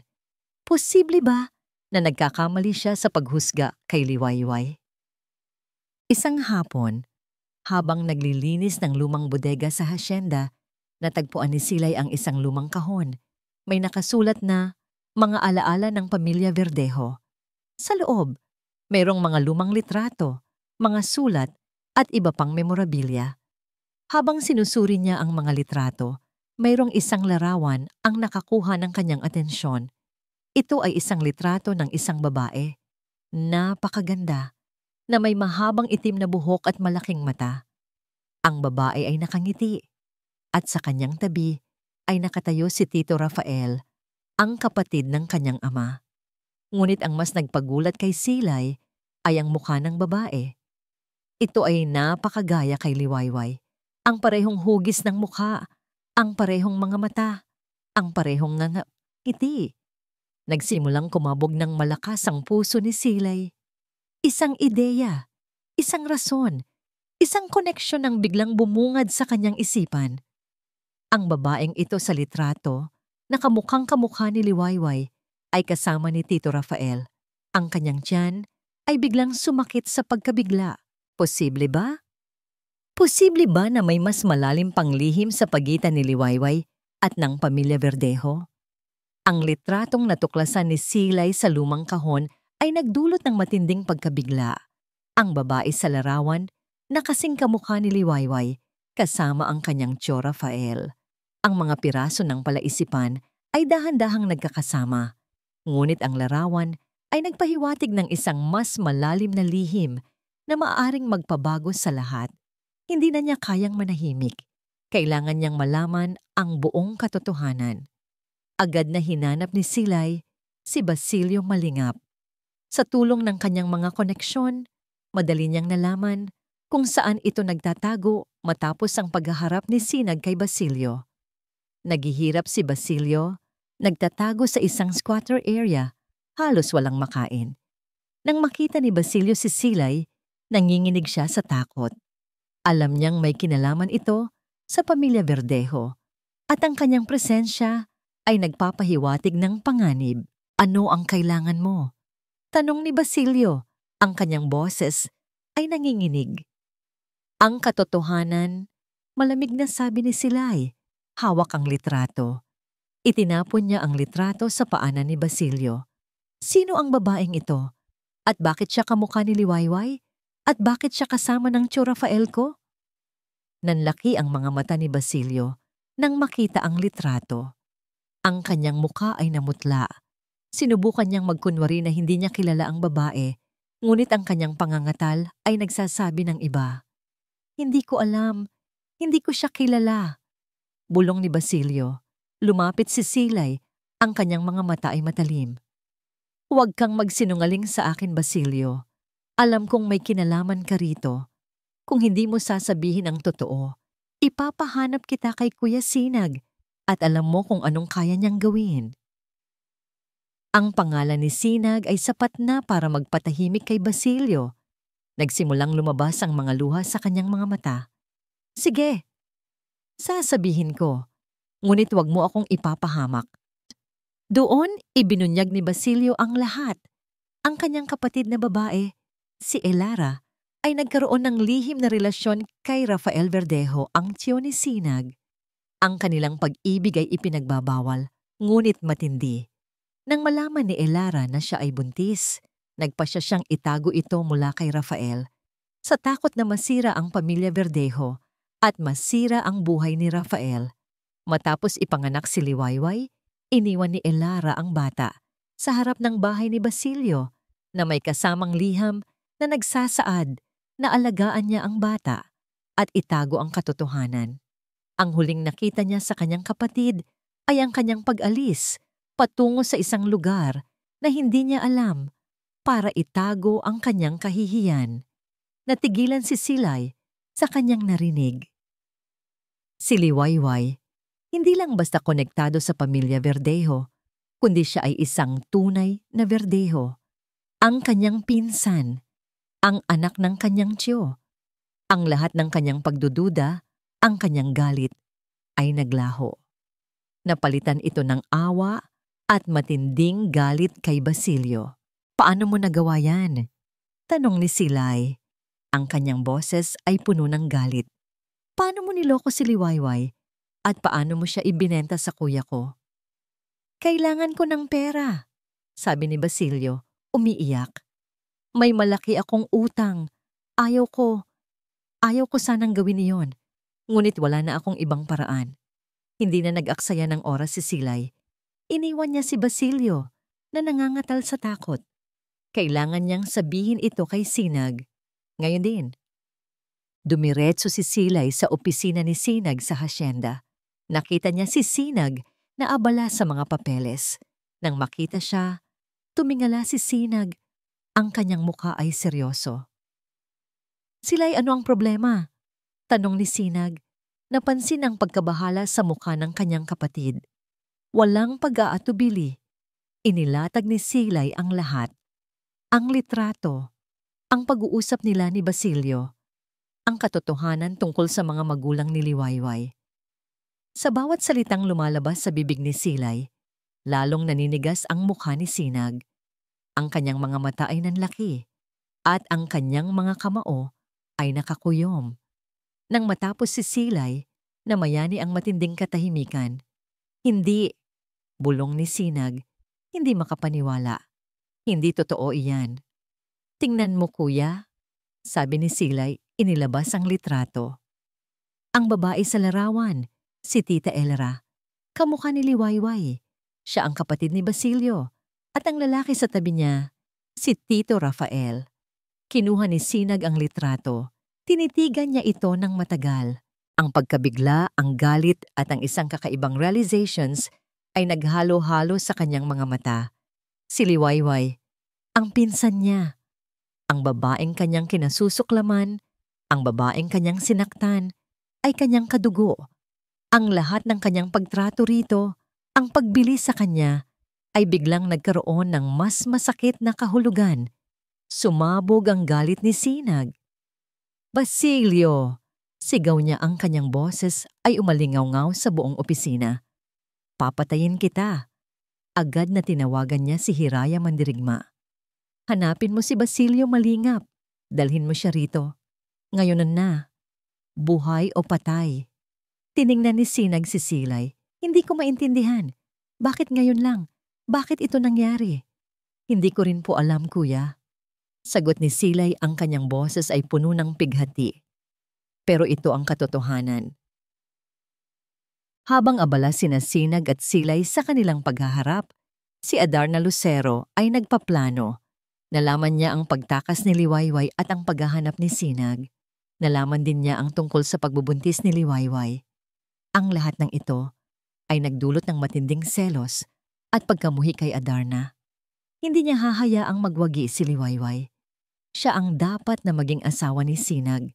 Siya ang dapat na maging ina ng kanyang mga tagapagmana. Nakita niya ang pagbabago kay Sinag, ang pag-aalala sa mukha nito, ang pagbabantay kay Liwayway. Alam niyang unti-unti nang nahuhulog ang loob ni Sinag kay Liwayway. Hindi niya hahayaang mangyari iyon. Nagtago si Adarna sa isang sulok ng hardin. Nakatingin kay Liwayway na naglalakad. Sinusubukan na mag-exercise ayon sa payo ng doktor. Ang kanyang tiyan ay malaki na. Sa isang iglap, kumuha si Adarna ng isang malaking bato mula sa tabi ng daan. Sa isang iglap, inihagis niya ito kay Liwayway. Sinisigurado na matatamaan siya sa tiyan. Ayan, para matuto ka. Dimbulong ni Adarna, ang kanyang mukha ay puno ng pagkamuhi. Ngunit bago pa matamaan ng bato, si Liwayway, isang anino ang bumungad. Si Hiraya mandirigma. Agad siyang tumalon at sinalo ang bato gamit ang kanyang braso. Liwayway, mag-ingat ka! Sigaw ni Hiraya. Ngunit ang aksyon ni Adarna ay nagdulot ng malaking pagkabigla kay Liwayway. Naramdaman niya ang matinding sakit sa kanyang tiyan. Ang kanyang mga mata ay nanlaki. Nagsimula siyang umakyat ang dugo sa kanyang bibig. Bumagsak siya sa lupa. Ang kanyang mga kamay ay hawak ang kanyang tiyan. Hiraya, ang mga bata. Bulong niya bago tuluyang nawalan ng malay. Liwayway! Sigaw ni Hiraya, agad na lumapit sa kanya. Nakita niya ang dugo na dumadaloy mula sa pagitan ng mga hita ni Liwayway. Nagulat si Adarna sa kanyang nakita. Hindi niya inaasahan na magiging ganito kalala ang kanyang ginawa. Ang kanyang mukha ay namutla. Agad na tumakbo si Hiraya, binuhat si Liwayway at dinala ito sa loob ng mansyon. Sumisigaw ng tulong, ang mga katulong ay nagulantang. Si Sinag at Silay, nakararating lang mula sa opisina, ay agad na lumapit. Nang makita ni Sinag si Liwayway na may dugo at walang malay, ang kanyang mundo ay gumuho. Ang kanyang puso ay kumabog ng malakas. Ang lahat ng kanyang galit, ang lahat ng kanyang kapangyarihan ay walang silbi ngayon. Ang tanging nakikita niya ay ang babaeng kanyang sinaktan na ngayon ay nasa bingit ng kamatayan kasama ang kanyang mga anak. Ang sigaw ni Hiraya mandirigma ay umalingaw-ngaw sa buong hasyenda. Ang tanawin ni Liwayway na walang malay, nakahandusay sa lupa, at ang dugo sa pagitan ng kanyang mga hita ay bumalot sa puso ni Sinag Verdejo ng matinding takot at galit. Ang mundo niya ay biglang nagdilim. Ang lahat ng kanyang kapangyarihan, lahat ng kanyang yaman, ay tila walang silbi sa harap ng nagbabantang trahedya. Agad na binuhat ni Sinag si Liwayway. Ang bigat ng kanyang katawan, ang lamig ng kanyang balat, ay nagpatahimik sa kanya. Walang salita, tanging ang mabilis na tibok ng kanyang puso ang naririnig niya. Tumakbo siya patungo sa kanyang kotse, kasama si Hiraya at Silay na sumusunod. Ihanda mo ang ospital, Hiraya. Utos ni Sinag, ang kanyang boses ay nanginginig. Sabihin mo na emergency. Ngayon na. Mabilis na tumakbo ang kotse ni Sinag sa kalsada. Nilalabag ang lahat ng batas trapiko. Ang mga luha ay nagsimulang dumaloy sa pisngi ni Silay na nakaupo sa likod. Hawak ang kamay ni Liwayway. Si Sinag, sa kanyang parte, ay nanatiling tahimik. Ang kanyang mga mata ay nakatuon sa kalsada, ngunit ang kanyang isip ay puno ng panalangin. Nang makarating sila sa ospital, agad na sinalubong sila ng mga doktor at nurse. Agad na dinala si Liwayway sa emergency room. Si Sinag, na dati laging kalmado at kontrolado, ay nanatili sa labas ng ER. Ang kanyang mukha ay puno ng pag-aalala. Ang kanyang mga kamay ay nanginginig at ang kanyang isip ay tila nawalan ng direksyon. Lumapit si Silay sa kanya. Kuya.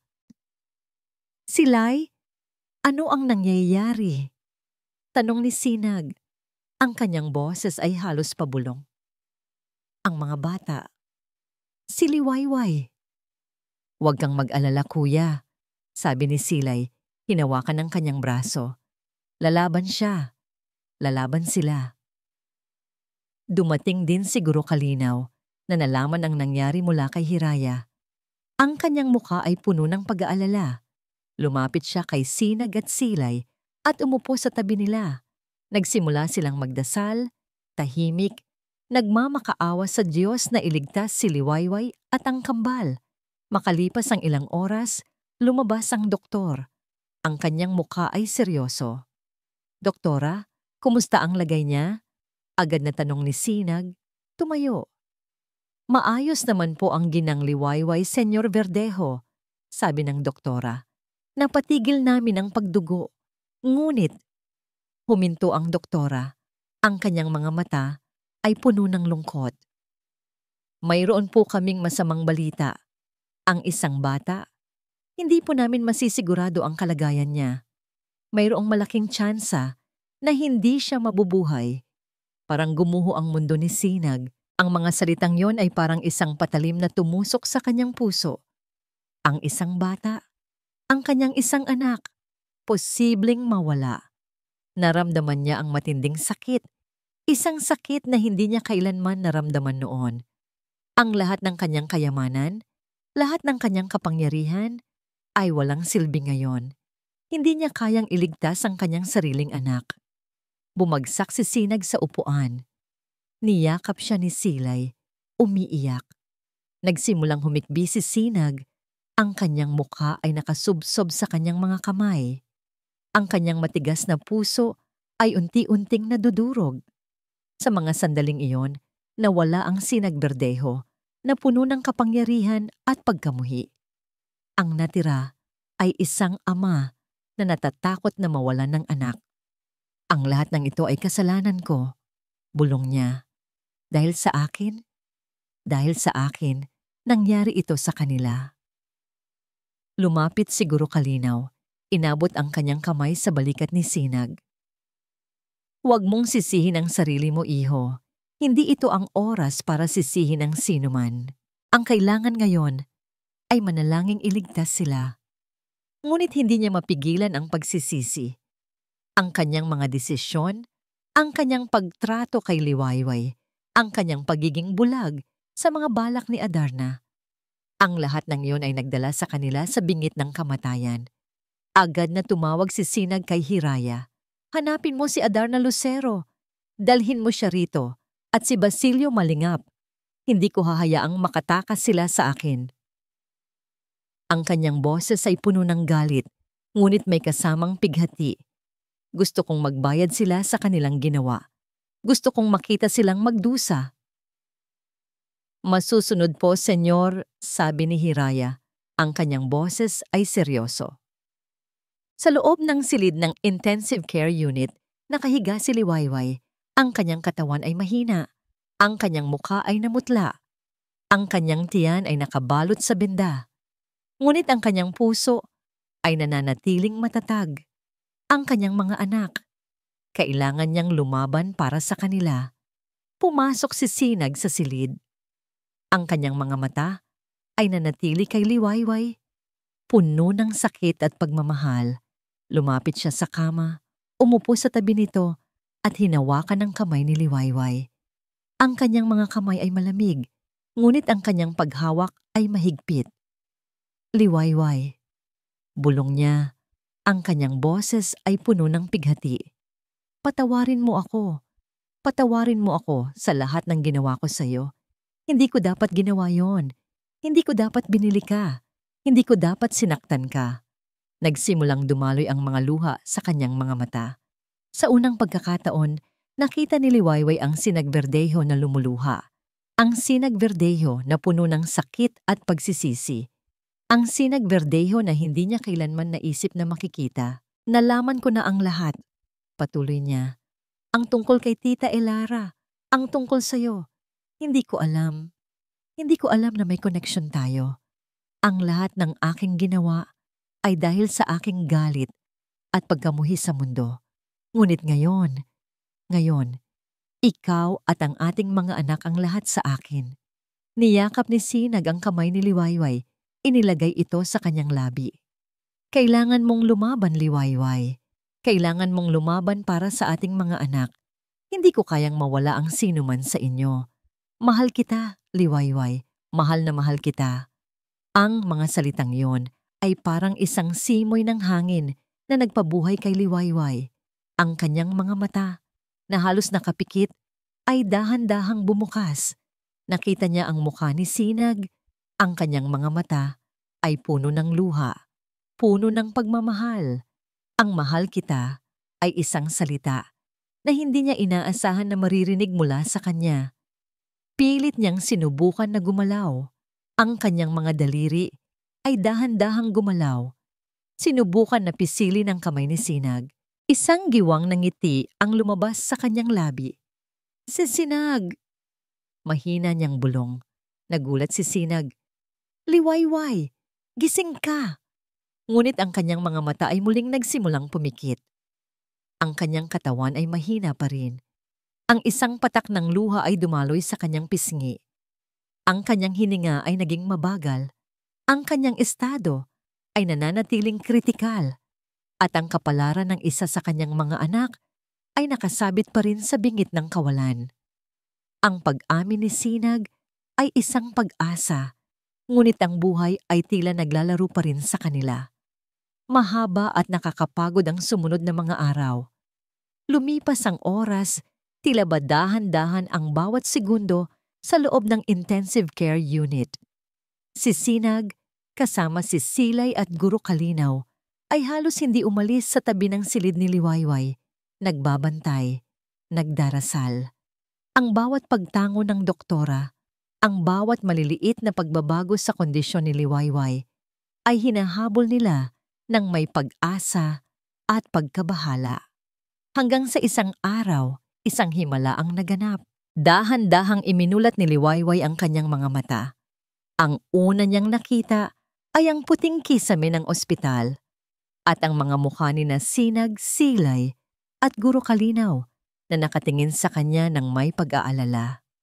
Ang kanyang lalamunan ay tuyo at ang kanyang katawan ay mahina. Ngunit ang isang tanong ay agad na lumabas sa kanyang isipan. Ang mga bata, kumusta ang mga bata?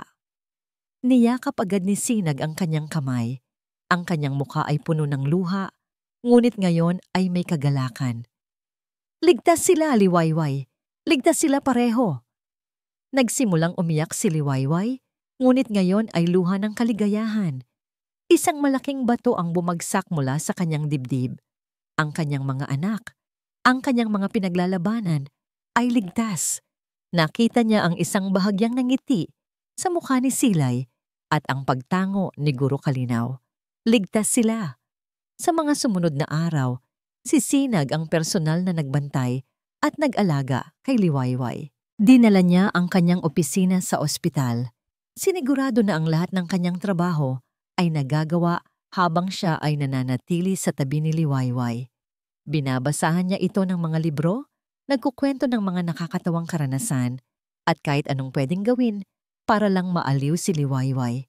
Pinapahanda niya ang mga paboritong pagkain ni Liwayway at sinisigurado na kumpleto ito sa lahat ng gamot at bitamina. Ang dating malamig na Sinag ay naglaho. Ang nakikita ni Liwayway ngayon ay isang lalaking puno ng pag-aalala, pagsisisi at pagmamahal. Ang kanyang mga mata ay laging nakatingin kay Liwayway. Puno ng paghanga at isang pagnanais na bumawi. Hindi niya kailanman naisip na darating ang araw na makikita niya ang ganitong bahagi ni Sinag. Isang hapon, habang si Liwayway ay nakaupo sa tabi ng bintana, tinitigan ang tanawin sa labas, lumapit si Sinag at umupo sa tabi niya. Liwayway, mahina niyang tawag. May gusto akong sabihin sa'yo. Huminga ng malalim si Sinag. Alam kong marami akong kasalanan sa'yo. Ang lahat ng sakit na dinanas mo, lahat ng yon ay dahil sa akin. Ang aking galit, ang aking pagiging bulag sa katotohanan. Ngunit nang makita kitang nakahandusay doon, may dugo. At nang sabihin ng doktora na posibleng mawala ang isa sa ating mga anak, gumuho ang mundo ko. Ang kanyang boses ay nanginginig. Naramdaman ko ang takot na hindi ko kailanman naramdaman noon. At doon ko nalaman na hindi ko kayang mawala ka. Hindi ko kayang mawala ang ating mga anak. Nagsimulang lumabas ang mga luha sa kanyang mga mata. Mahal kita, Liwayway. Patawarin mo ako. Patawarin mo ako sa lahat ng aking ginawa. Tiningnan ni Liwayway ang mukha ni Sinag. Ang kanyang mga mata ay puno ng luha, ngunit mayroong tunay na pagsisisi. Ang mga salitang mahal kita ay umalingaw-ngaw sa kanyang isipan. Ang lahat ng sakit, lahat ng pait, lahat ng pagdurusa ay dahan-dahang naglaho. Nakita niya ang tunay na sinag, ang sinag na nakatago sa likod ng kanyang matigas na balat. Ang lalaking ito ay nagbago at ang pagbabagong yon ay para sa kanya at para sa kanilang mga anak. Hinawakan ni Liwayway ang kamay ni Sinag. Sinag, mahina niyang tawag. Pinapatawad kita. Nagulat si Sinag. Tiningnan niya si Liwayway. Ang kanyang mga mata ay puno ng hindi makapaniwala. Pinapatawad kita. Ulit ni Liwayway ngumiti. Para sa ating mga anak at para sa ating kinabukasan. Niyakap ni Sinag si Liwayway ng mahigpit. Ang kanyang mga luha ay patuloy na dumadaloy, ngunit ngayon ay luha ng kagalakan at pag-asa. Sa sumunod na buwan, si Liwayway ay lumabas na ng ospital at dinala sa isang mas pribadong tirahan na inihanda ni Sinag. Hindi na ito ang Hacienda Sinag, kundi isang mas payapa at pribadong bahay, kung saan mas malaya siya. Doon, kasama si Sinag, Guro Kalinaw, at Silay, naghanda sila para sa pagdating ng kambal.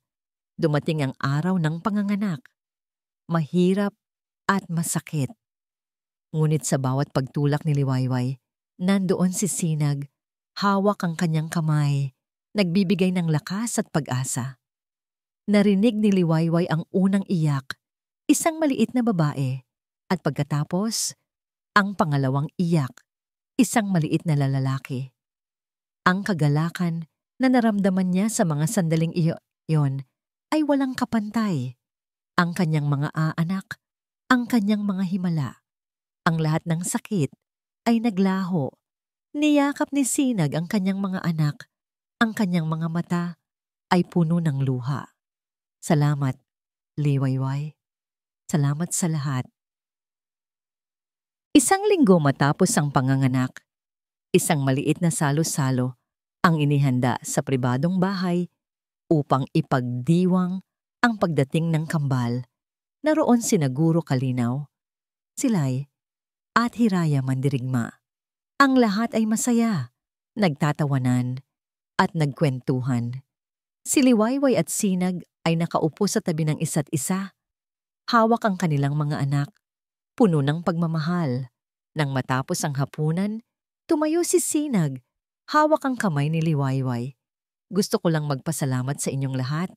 Sabi ni Sinag, ang kanyang boses ay puno ng emosyon. Salamat sa pagsuporta sa amin. At higit sa lahat, salamat kay Liwayway. Lumingon siya kay Liwayway, lumuhod sa harap niya. Kinuha niya ang isang maliit na kahon mula sa kanyang bulsa at binuksan ito. Sa loob ay isang kumikinang na singsing. Liwayway di magiba, sabi ni Sinag, ang kanyang mga mata ay puno ng pagmamahal. Patawarin mo ako sa lahat ng aking ginawa. Ngunit ngayon, gusto kong itama ang lahat. Gagawin ko ang lahat para sa iyo at sa ating mga anak. Liwayway, will you marry me? Nagulantang si Liwayway. Ang kanyang mga mata ay nanlaki. Ang kanyang puso ay kumabog ng malakas. Hindi niya inaasahan ito. Ngunit ang pagmamahal na nakita niya sa mga mata ni Sinag ay totoo. Oo, Sinag, sabi niya, umiiyak. Oo, papakasalan kita. Niyakap ni Sinag si Liwayway. Ang lahat ay pumalakpak at nagbubunyi. Ang kanyang nangiti ay walang kapantay. Ito na ang simula ng kanilang bagong buhay. Ngunit sa gitna ng selebrasyon, isang katulong ang lumapit kay Sinag. Hawak ang isang nakasarang puting sobre. Senyor, may nagpadala po nito. Kinuha ni Sinag ang sobre. Nang buksan niya ito, isang lumang litrato ang lumabas, kasama ang isang maikling sulat. Ang litrato ay isang luma at kupas na larawan ng isang babaeng kamukha ni Liwayway, na may kasamang isang pamilyar na mukha. Si Basilio Malingap, ngunit mas bata at nakangiti, at ang kanyang mukha ay puno ng kasakiman. Ang mga mata ni Sinag ay nanlaki sa pagkabigla. Isang panibagong anino ang tila bumalik upang hamunin ang kanilang bagong kaligayahan. Ang sorpresa at kagalakan sa pagkakasal ni Sinag kay Liwayway ay biglang napalitan ng pagkabahala nang makita ni Sinag ang laman ng sobre.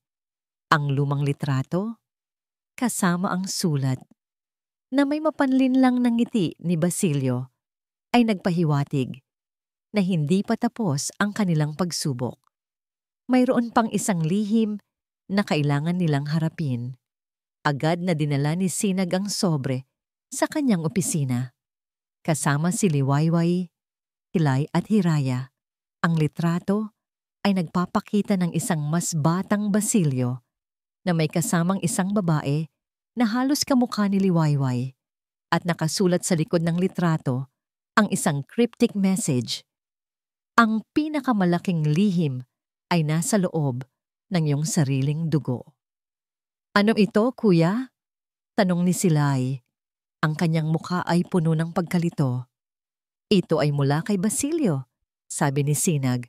Ang kanyang boses ay malamig. Hindi pa siya tapos sa atin at mukhang may mas malalim pa siyang tinatago. Ipinaliwanag ni Sinag ang tungkol sa pag-uusap nila ni Silay noon. Ang pagbunyag ni Basilio tungkol kay Elara, ang kapatid niya, at si Rafael Verdejo, ang kanilang tiyo. Ngunit ang litrato ay tila may gustong ipahiwatig na mas malalim pa rito. Sinuri ni Hiraya ang sobre at ang sulat. Senyor, sa tingin ko, gusto lang niyang guluhin kayo. O kaya ay may alam siyang mas malaking sikreto na magagamit niya laban sa inyo. Kailangan nating malaman ang totoo, sabi ni Sinag. Hiraya, hanapin mo si Basilio. Ngayon, alamin mo kung ano ang ibig sabihin ng litrato at sulat na ito. Agad na umalis si Hiraya upang hanapin si Basilio. Sa Hacienda Verdejo, ang tahanan ng pamilya Verdejo, isang formal na pagpupulong ang naganap. Pinatawag ni Sinag ang lahat ng mga matatandang miyembro ng pamilya, kabilang na ang kanyang tiya at tiyo. Ipinaliwanag niya ang lahat, ang paghaharap nila ni Basilio, ang pagbunyag ni Silay, at ang litratong natagpuan. Ang pagkabigla at galit ay bumalot sa buong silid. Hindi sila makapaniwala na may ganoong lihim na itinago sa kanila sa loob ng napakahabang panahon. Ang kanilang tiyo Rafael, na matagal nang pumanaw, ay may anak sa labas. At ang anak na yon ay si Liwayway. Hindi ito katanggap-tanggap. Sigaw ng tiya ni Sinag. Isang babaeng tagalabas? At siya pa ang ina ng mga tagapagmana ng Verdejo? Hindi ito mangyayari. Pangitain ito sa pangalan ng pamilya, sabi ng isa pang tiyo. Hindi natin ito maaaring tanggapin. Ngunit siya ang anak ni Rafael. Kalmadong sabi ni Sinag. Ang kanyang boses ay matatag. Siya ay dugong Verdejo at ang kanyang mga anak ay mga tunay na tagapagmana ng pangalan. Ang mahalaga ngayon ay ang katotohanan at ang pagtanggap, sabi ni Silay, tumayo. Nasa ating mga kamay ang pagpapasya. Hahayaan ba natin na ang galit at pagkamuhi ang maghari? O tatanggapin natin ang katotohanan at magsimula ng panibagong buhay? Sa huli, matapos ang mahabang debate at pag-uusap, ang pamilya Verdejo ay napilitang tanggapin ang katotohanan. Si Liwayway ay hindi lang ang ina ng mga tagapagmana ni Sinag, kundi siya ay isa sa kanila, isang tunay na Verdejo. Ang pagtanggap na ito ay nagdulot ng kapayapaan, ngunit meron pa ring mga scars na kailangan nilang paghilumin. Samantala, natunton ni Hiraya si Basilio malingap. Nagtatago si Basilio sa isang lumang bodega, takot na takot. Basilio malingap, malamig na sabi ni Hiraya. Oras na para magbayad sa iyong mga kasalanan. Pinilit ni Hiraya na paaminin si Basilio. Lumabas ang lahat ng kanyang mga kasalanan. Ang pagbebenta kay Liwayway, ang kanyang pagiging kasabwat ni Adarna, at ang mas malaking lihim na kanyang tinatago. Si Basilio ay hindi lang basta isang sugarol. Siya ay kasabwat sa isang sindikato ng panloloko sa negosyo, kung saan ginamit niya ang kanyang relasyon kay Liwayway para makakuha ng impormasyon na magagamit laban kay Sinag. Ang litratong ipinadala niya ay isang banta na kung hindi niya makukuha ang gusto niya, ibubunyag niya ang mas malaking sikreto, na ang tiyon ni Sinag ay nagnakaw ng isang malaking halaga mula sa pamilya at si Basilio ay may hawak na ebidensya. Agad na dinakip si Basilio at dinala sa mga awtoridad. Siya ay iniharap sa korte at ang lahat ng kanyang mga kasalanan ay ibinunyag. Si Adarna Lucero naman, matapos malaman na nahuli si Basilio at ang kanyang plano, ay sinubukang tumakas sa bansa. Ngunit huli na ang lahat. Sa tulong ng mga koneksyon ni Sinag, nahuli rin si Adarna sa airport. Siya ay iniharap sa korte para sa tangkang pagpatay kay Liwayway at sa iba pang mga krimen. Parehong nakulong sina Basilio at Adarna at nagbayad para sa kanilang mga kasalanan. Sa mga sumunod na linggo, naghanda si Liwayway at Sinag para sa kanilang kasal. Ito ay magiging isang simpleng seremonya, ngunit puno ng pagmamahal. Ang lahat ng mga miyembro ng pamilya Verdejo ay dumalo, kasama si Guro Kalinaw. Sa gitna ng paghahanda, lalong lumalim ang relasyon ni Silay at Hiraya. Si Hiraya, na laging tapat kay Sinag, ay unti-unting nahulog ang loob kay Silay. At si Silay, na dati malamig at mapanuri, ay nakita ang kabutihan at katapatan ni Hiraya. Sa bawat pagsubok na kanilang pinagdaanan, lalo silang nagiging malapit. Isang hapon, habang nag-uusap sila sa hardin, hinawakan ni Hiraya ang kamay ni Silay. Silay, mahina niyang tawag. Simula nang makilala kita, nagbago ang pananaw ko sa buhay. Ang iyong katalinuhan, ang iyong kabutihan, ang iyong tapang. Gusto kong makasama ka habang buhay. Ngumiti si Silay. Hiraya, hindi ko inaasahan ito. Mahal-mahal kita, Silay, sabi ni Hiraya. Ang kanyang mga mata ay puno ng pagmamahal. Niyakap ni Silay si Hiraya. Mahal din kita, Hiraya. Dumating ang araw ng kasal. Ang hardin ay puno ng mga bulaklak at ang lahat ay nakasuot ng puti. Si Liwayway, suot ang isang magandang puting damit, ay nakatayo sa harap ng altar. Hawak ang kanyang buke ng mga bulaklak. Ang kanyang mga mata ay puno ng luha ng kaligayahan. Sa dulo ng aisle, naghihintay si Sinag. Ang kanyang muka ay puno ng pagmamahal. Ang lahat ng sakit, lahat ng pait, lahat ng pagdurusa ay naglaho. Ngayon, tanging pag-asa at pagmamahal ang nararamdaman niya. Liwayway, bulong ni Sinag nang makalapit si Liwayway. Ngumiti si Liwayway. Ang kanyang mga mata ay nagkikislapan. Ito na ang kanilang panibagong simula. Ang katapusan ng isang masakit na kabanata at ang simula ng isang pag-ibig na nagtagumpay sa lahat ng pagsubok. Ngunit sa gitna ng selebrasyon, isang nakakapukaw damdaming sandali ang nangyari. Habang naglalakad si Liwayway sa aisle, nakita niya si Guro Kalinaw na nakaupo sa harap, umiiyak ng tahimik. Ang kanyang muka ay puno ng kagalakan. Siya ang saksi sa lahat ng sakit ni Liwayway at ngayon, saksi siya sa kanyang kaligayahan. Ngumiti si Liwayway sa kanya, isang ngiti na puno ng pasasalamat. Sa tabi ni Guro Kalinaw, nakita niya si Silay at Hiraya. Magkahawak kamay, nakangiti sa kanya. Ang lahat ng ito ay parang isang panaginip na nagkatotoo. Ang kanyang pamilya, ang kanyang pag-ibig, ang kanyang mga anak. Ang lahat ng ito ay narito na. Ang isang bagong kinabukasan ay naghihintay sa kanya, puno ng pag-asa at pagmamahal.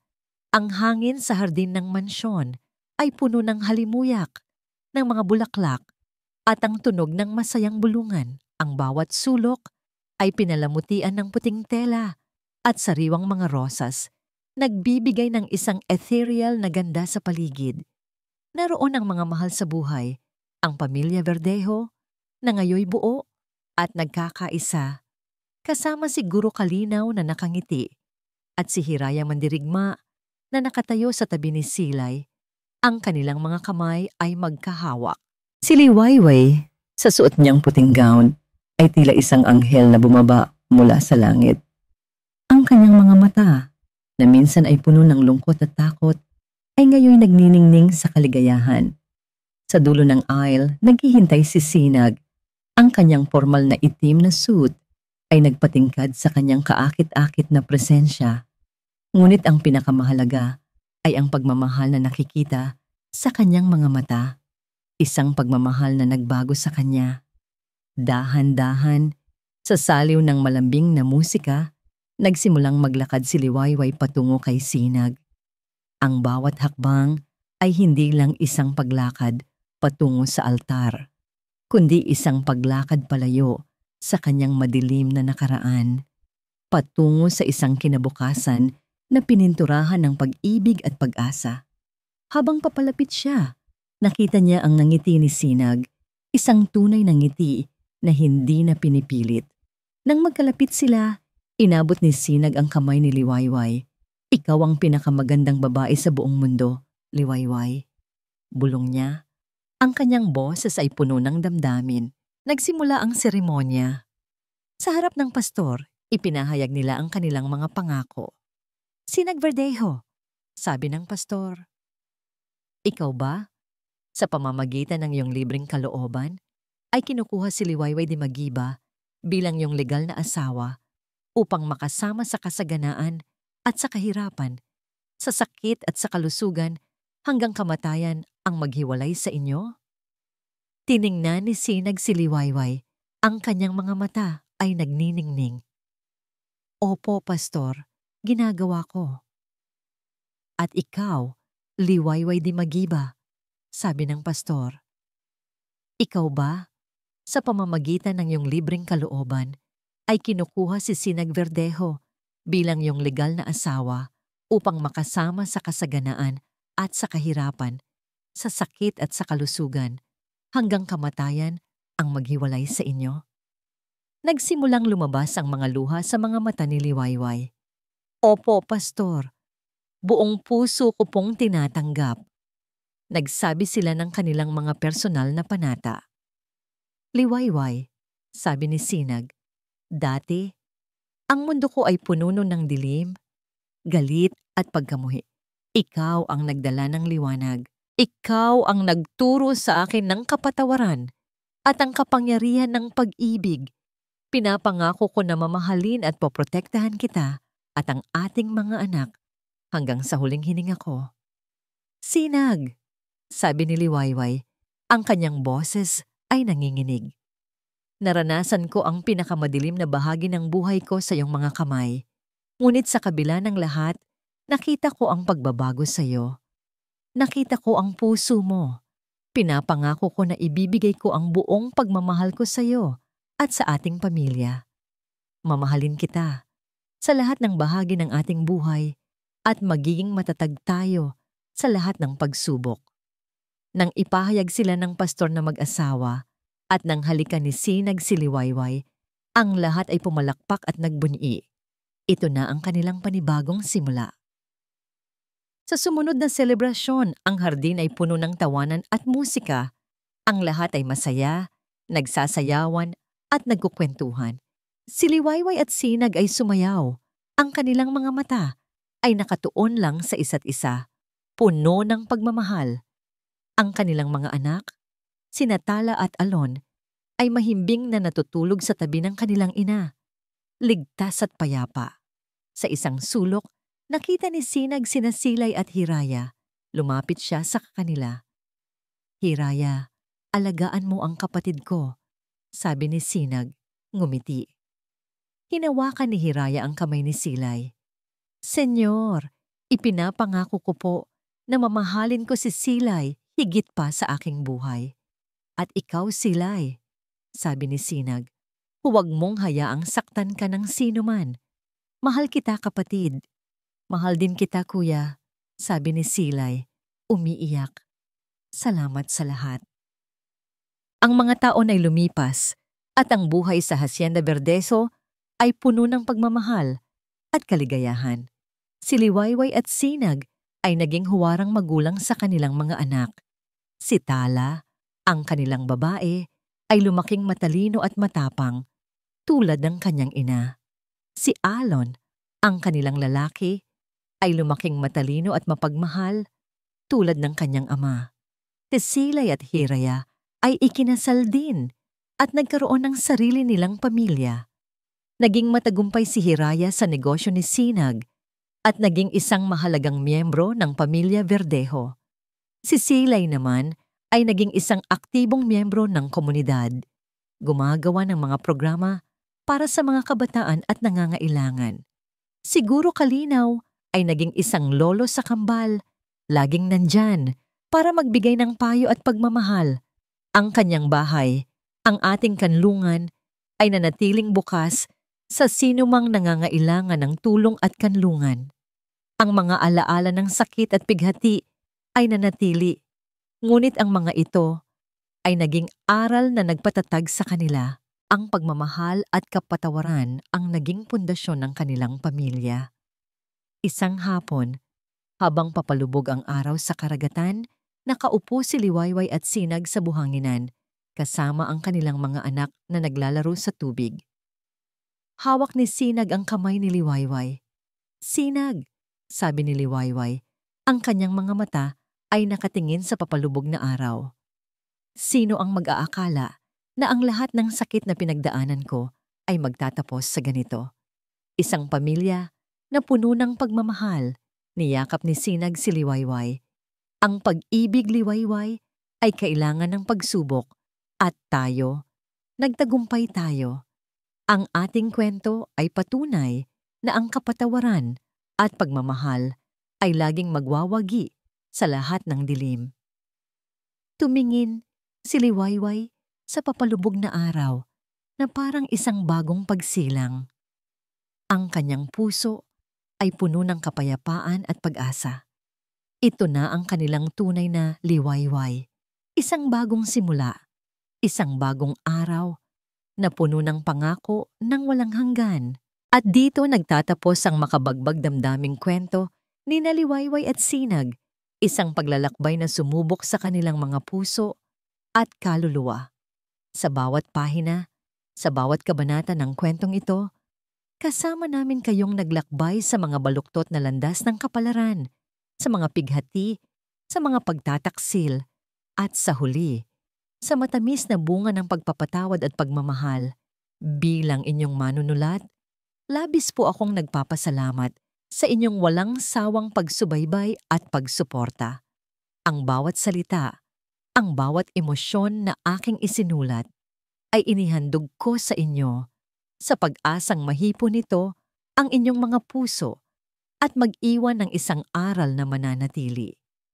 Hindi madali ang paglikha ng mundong ito, puno ng mga karakter na nagpumiglas sa kanilang mga demonyo, ngunit sa bawat pagsubok, lumalabas ang tunay na ganda ng tao.